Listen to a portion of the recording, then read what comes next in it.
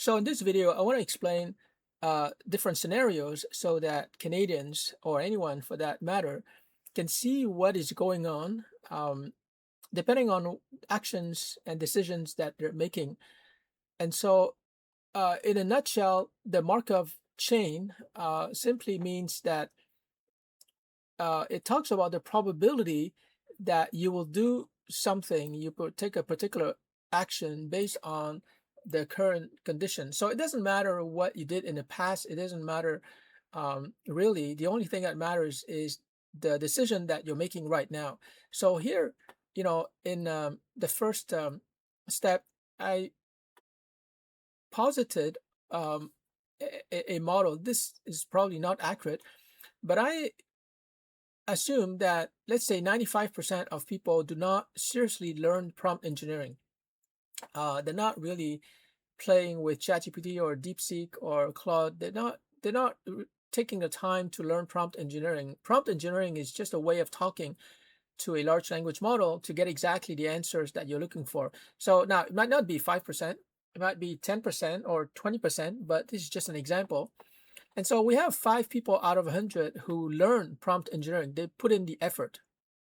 And what's going to happen with the Markov chain is that, first of all, we have to define the terms. So in terms of skills, and we're talking about prompt engineering skill, you have PO. So someone who doesn't have any skill, P1 means, they know how to get what they need to get from their prompting. And then you have P2, these are power users. This is myself. And then in terms of jobs, J1 refers to a low leverage job. So they are manual workers, they're getting a 1-to-1 effort impact ratio. J2 is pretty good. These are knowledge workers, they work in an office, so they get more leverage from their computers, from their knowledge. So J2 is pretty standard right now. It's probably the case for the 1 billion users on LinkedIn. And then we have the J3. This is the high leverage people who are using artificial intelligence and software and automations. So they have an AI augmented job. Okay. And of course, the job is just the means to an end. The end is the income you're getting. So I1 is low income. Again, manual workers or minimum salary or retail workers. And middle income, probably professionals, office workers, knowledge workers. And I3 uh, correspond to a high leverage AI augmented job over here. Okay, so now that we know the foundations and the terms of reference, let's take a look at the second phase here, Markov transition logic. And so you have two kinds of people. Like, this is a simplification, but you have the 5%. This is the new AI elite. They put in a lot of effort to learn prompt engineering. So P1 means that they're capable. P2 means that they are power users, like they're able to generate software programs, mobile apps, web applications, video games. They can basically get whatever they want, their P2 level. And so as a result of their P2 level, they're able to get a high leverage job because they're able to leverage artificial intelligence. There are at least like 300 different leverage points, and this is a document I'm selling, but I'll talk about that later. But here, when they talk about high leverage jobs, they're talking about a job where the person, the professional, is leveraging different AI tools, including AI agents. So that's why J3 is really the best that you can get, in the corporate employment system. And then, of course, because they are at level J3, this is the best job, they get income 3, which is the best income. Okay, so here they have a higher probability of moving up. Like, we all want to move up the career ladder. They have more leverage. So they become like more like the boss of their work. More leverage means that they're not labor anymore. They're really like the supervisor of AI agents. And of course, there's automation. It frees up their time. They can get into system design as well, and they create much more value for their employers. And that's why they're probably going to retain their job, and they can have more bargaining power when it comes to salary negotiations. And they have a faster transition to high income. And by the way, these are workers, but they could very well be freelancers and independent consultants as well. Unfortunately, for the 95% of people who are still waiting, even though ChatGPT has been around for more than 3.5 years, for the majority of people, maybe it's not 95%, maybe it's 80%, I don't know, but that's the majority of people. They start at level PO, so they don't have prompt engineering skill. Like, talking and chatting with a large language model, that doesn't require skill. That's just chatting. If you want to have a real skill, like prompt engineering skill, you want to get to level 1. And so they're getting to P1, but only later, maybe in 2027. And then, as a result, they get mostly the low jobs or the standard office job. So that's J1, J2. And ultimately, in terms of financial outcome, they're getting income level 1 or income level 2, which is not income level 3. Okay, so we can see that, the overwhelming majority of people are going to probably be here. Okay, they're going to have low to middle income. So when we go to phase number 3, we look at the outcomes after 5 to 10 years, but it could be, I would probably put like 3 to 5 years, because 10 years, that's too long. By that time, we're probably going to have UBI and infinite abundance. So I would, I probably have to redo this diagram, but for the next 3 to 5 years. And so you see here the outcome for the 5% who learn prompt engineering. They're going to have this disproportionate upside.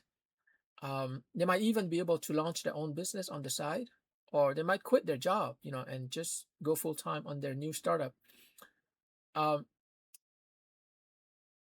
the income outcome, yeah. So the income outcome, that the probability that they will have a low income is very low. Okay, that's 0 to 1%. Middle income, that's about 40%, but high income, it's probably 35 to 50%. So this is the high likelihood that the 5% will have high income.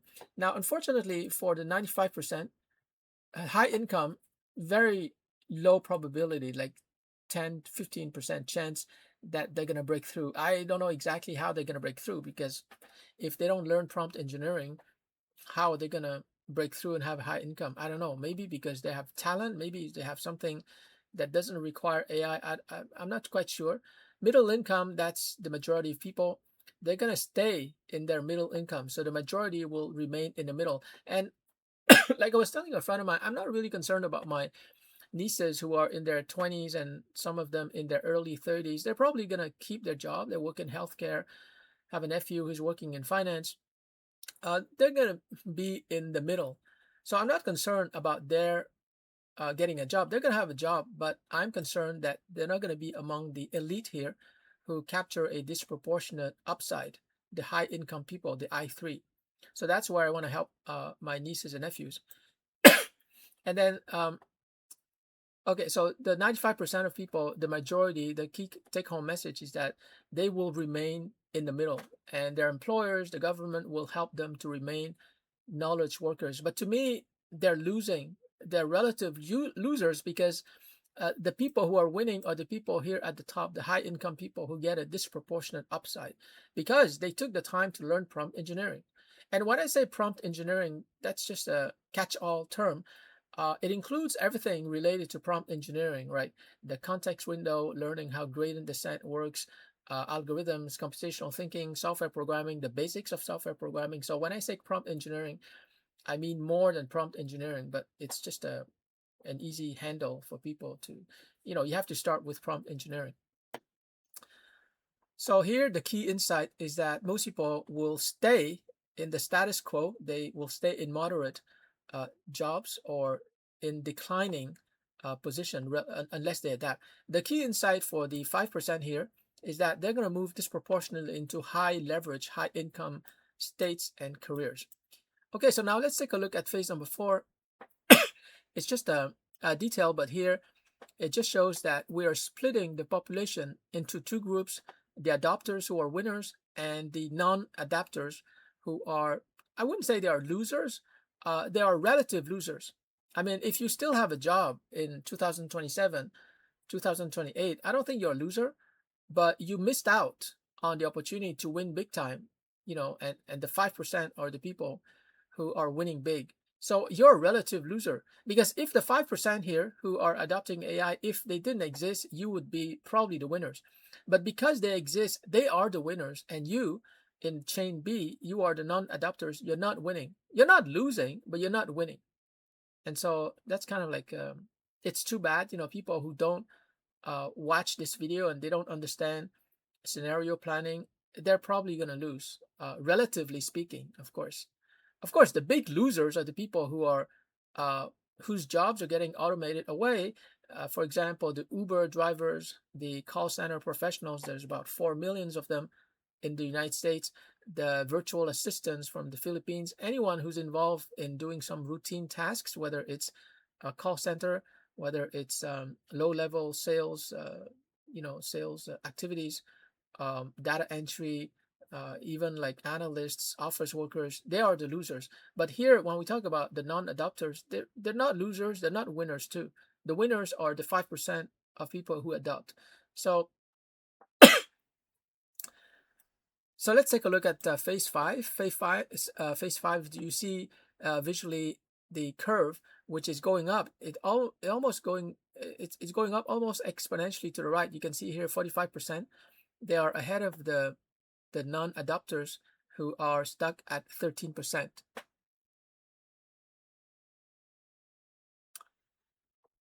And so as the years go by, the gap between the 5% and the 95% is going to keep growing.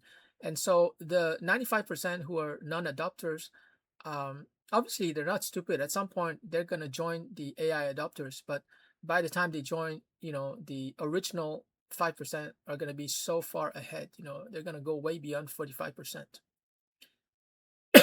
So timing really matters, because the sooner you join, the more your exponential gains. Okay, so phase number 6, when the rules change, this scenario assumes that the change will not, there's not going to be some kind of shock.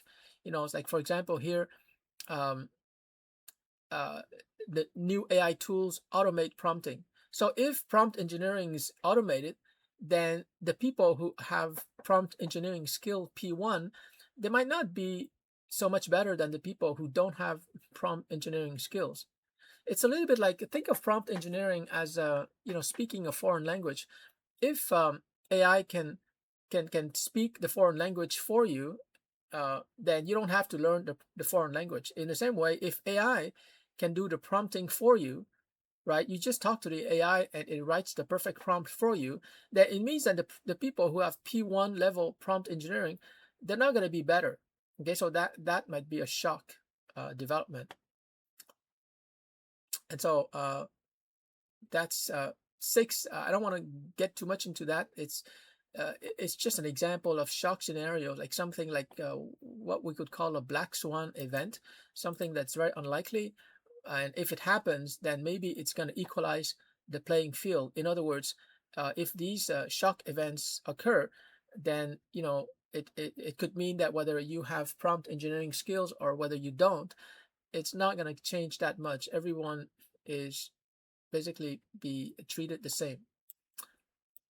Okay, so at phase 7 here, we have how fast the speed of change, right? So in scenario 1, we have slow disruption, and the AI adopters will still win, and the advantage will compound over time.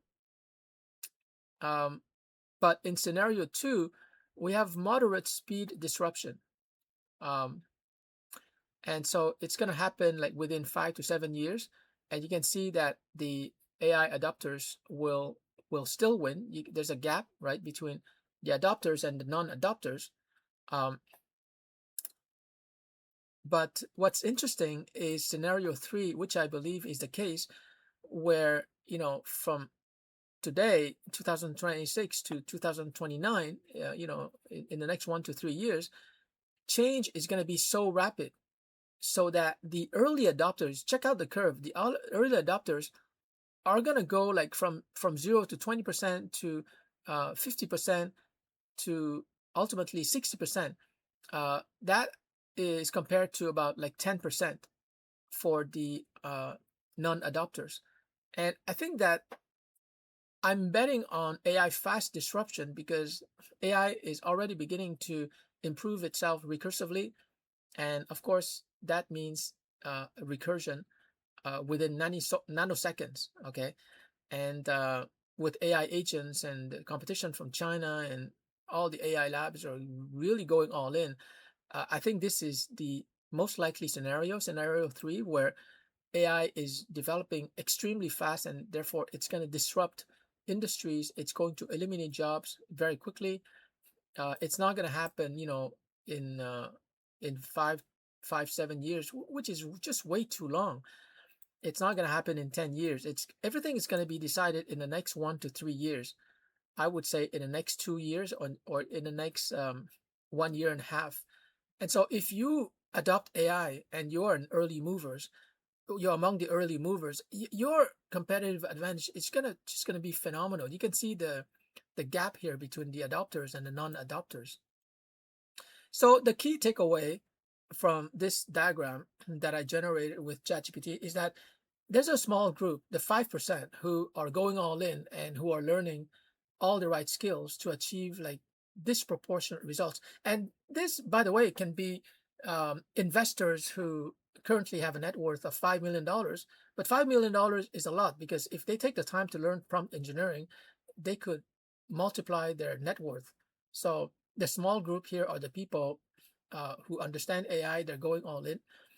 Um, and here, Markov chain simply means that the probability advantages will compound over time. So the sooner you get into the game, the more exponential gains you will get.